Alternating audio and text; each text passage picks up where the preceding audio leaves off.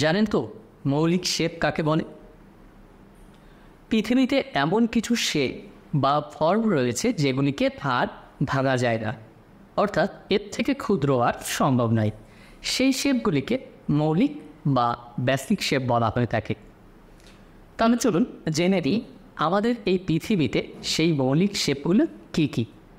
আমাদের এই পৃথিবীতে তিনটি মৌলিক শেপ রয়েছে, যার প্রথমটি হলো ত্রিভুজ, চতুর্ভুজ, বৃত্ত।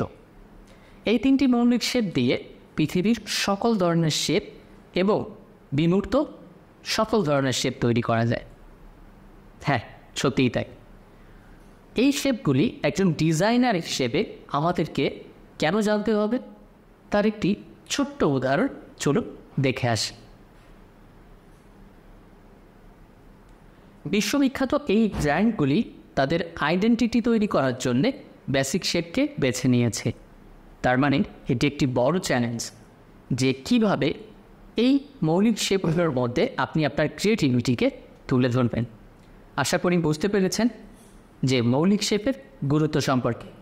দেখা হচ্ছে পরবর্তী ভিডিওতে নতুন কোনো ইনফরমেশন নিয়ে। সঙ্গেই থাকবেন।